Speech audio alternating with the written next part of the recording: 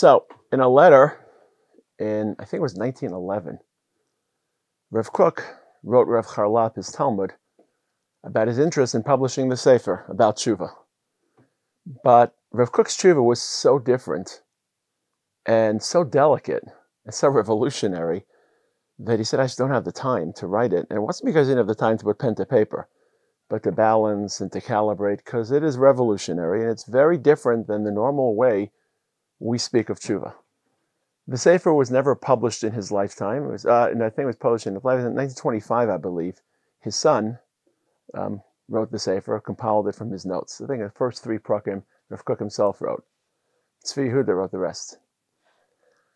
So what is the Sefer? And it's based on Kabbalah and the Hebrew. It's very, very dense, especially for non-Hebrew speakers. It's dense for Hebrew speakers. It's very poetic. It has a lot of dangling clauses. And it's just to read it. It's just lush and beautiful language.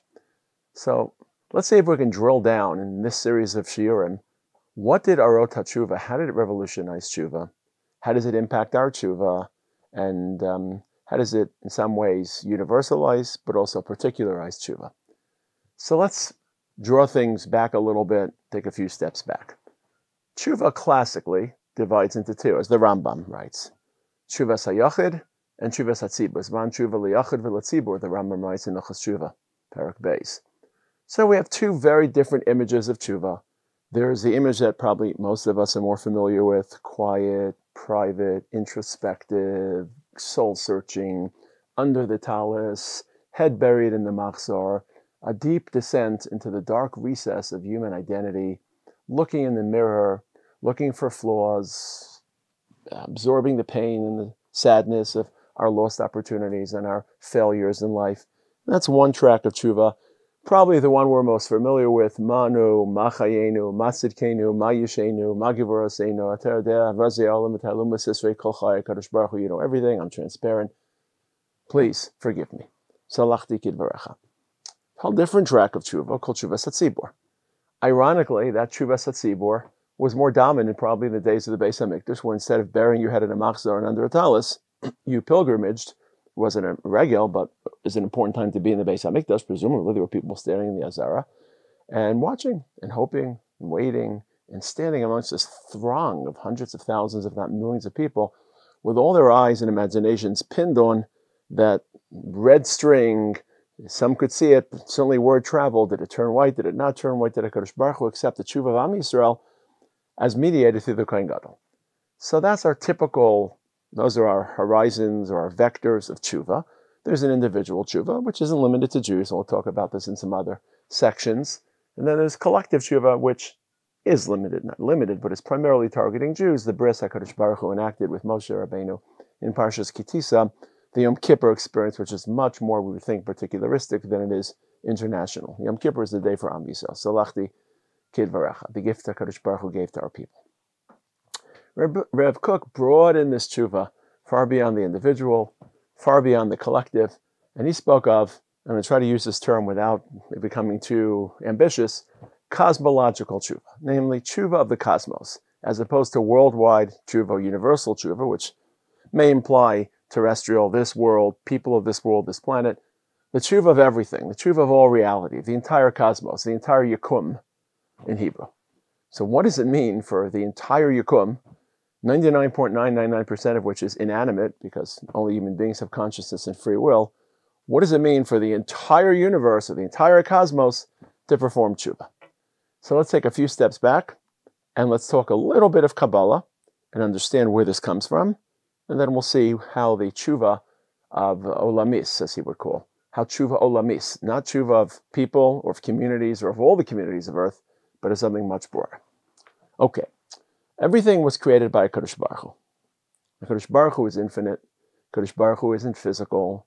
HaKadosh Baruch Hu isn't divisible. He created our world. How he created it? I don't know. That's Sefer Bereshis. We don't know how to read Sefer Bereshis. How does an infinite, non-physical, indivisible HaKadosh Baruch Hu create a cup of water? I don't know. That's Sefer Bereshis. We don't ask those things. And if you're not a Mekubal, you don't study Kabbalah, you just accept that big gap between HaKadosh Baruch Hu's infinite, non-physical, indivisible essence and our world of physical, limited, divisible, non-finite or non-infinite finite material. Kabbalah says, let's try to map, in particular describing the Kabbalah of the Uriah Kadosh, let's try to map how HaKadosh Baruch Hu didn't just create everything, because that's a one-time act, but here's the key, is the source of everything. Ein od milvado. Whatever exists is still coming from HaKadosh Baruch Hu, maybe not his essence, but from parts of his essence that have been mufrash. Mufrash is a Hebrew word. I use a word that sounds a little bit off, secreted and separated from Hashem. And Hashem is far beyond our world, and there are worlds above our world that we can't see, we can't detect because we're locked into our world. And slowly but surely, parts of HaKadosh Baruch Hu's essence trickle down, mishtalshel, through these worlds into our world, which is a small room of the lowest world in creation, in the cosmos. And somehow, everything in this world, the chair I'm sitting on, the shirt I'm wearing, is stemming from HaKadosh. Didn't just create it, but is ein od milvado, is stemming from part of Hashem, trickle down into something very, very different from HaKadosh Baruch Hu. That's the map of Kabbalah. Now, this map or this narrative assumes that reality, the cosmos, now is in a bit of a crisis because it came from HaKadosh Baruch Hu, non-physical, infinite, indivisible, but now it's separate and it's a very, very different condition. And since it came from HaKadosh Baruch Hu, here's the key word. It longs to be reunited and realigned to its original pristine state. There's an inner longing to reality, which Rav Kook calls a ratzon, which is metaphysical. You can't interview a mountain, you can't interview a planet, they won't be able to talk about it. But being that they weren't just created by HaKadosh Baruch Hu, but they stemmed from Hashem and they're still being sustained by Hashem, they're still in some ways connected to HaKadosh Baruch Hu, but they're in a very, very different state, and they're longing to return to the original state. That's why division and unity are such important code words in Kabbalah, the desire to be unified. That's the Kabbalah you need to know to understand Rav Kook's Teshuva. Now, because all of reality is surging and longing and yearning to be part of that unity and indivisibility of HaKadosh Baruch Hu, to be aligned with HaKadosh Baruch Hu, so now you can start to view all of reality as one, even though they seem to be separate, and they are separate, there's a longing. So, for example, in Perek Daled, Siman Daled, the Arot HaTeshuva, Hateva Holami, the entire cosmological reality, V'chol Yitzir Prati, down to the smallest microbe, HaHistoria Nushid, human history, V'chol Ish Yechidi, every individual, Umaysav, and your actions, Tzrichim Lihiot Mesukarim B'skira Achat. You have to look at them as one. You can't just compartmentalize and study parts and pieces and individuals and planets. It's all part of Hashem. And of course, HaKadosh Baruch Hu is indivisible. By definition, these are also not as divided as you think. And they're surging towards reunification.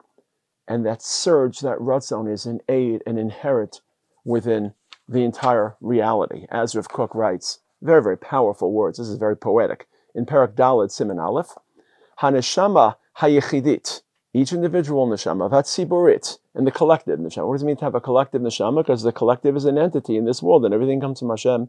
Ha'olamit, the worldwide neshama, va'ol me'olamit, and the neshama, so to speak, of all the upper worlds. They're not animate, but there's a neshama. Kilavi'ah nora'ah, as if there's a raging lion.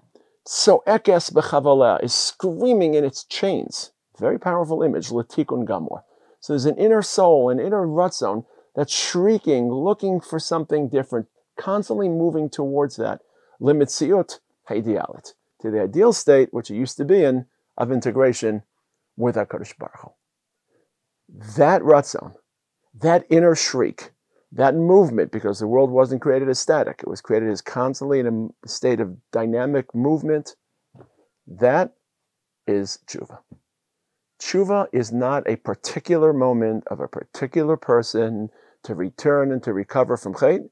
Teshuva is at the core of our universe. And that's why the Gemara says, in Psachim, Daf Nun Daled, Teshuva kadma li'olam. If Teshuva is a recovery from sin, either at an individual level or at a communal, collective level, there'd be no purpose to generate Teshuva before the world is created or before man sins. Why does the Gemara say Teshuva kadma li'olam? It's kadma li'olam because it's the core of this world. Because HaKadosh Baruch Hu created a world that needs Teshuva so that it can return to its original state. And it's not just the core, as he says in Parak Hey, Siman Vav, Hatshuva kadma liolam, ulafikachi yisod ha'olam. It's the root of all reality. It also sustains reality. And this is how he gets to his title of Arot HaTshuva. Okay? In Parak Daled, Siman Aleph. What sustains us? Obviously, HaKadosh Baruch Hu sustains us. But if you look at our world, and you look at it through the lens of a scientist, not through the lens of a believer, what sustains all of life? The sun. The sun creates heat and warmth and energy, and then the energy is then translated by photosynthesis into plants, and plants are then consumed by animals, and animals are consumed by human beings.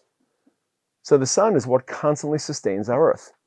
So if this cosmic tshuva, this surge, is what's sustaining our reality, then there's something called a shemesh of tshuva, and by extension, there are rays of tshuva that emanate from that shemesh.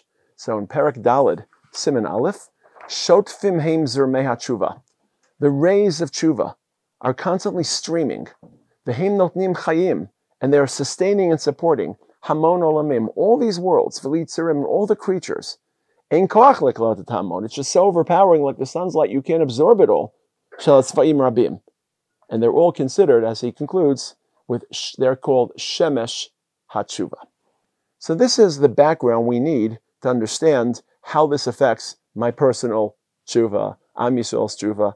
It's a little bit theoretical, but you need this background. Again, all of reality wasn't created by HaKadosh Baruch Hu, but it stems from Hashem. And there's no essence without His continuing sustaining it. Ein od milvado, not just there's no authority aside from Him, there's no reality without HaKadosh Baruch Hu. So anything that exists is still drawing its chiyus, drawing its sustenance from the Rebbeinu Shalom.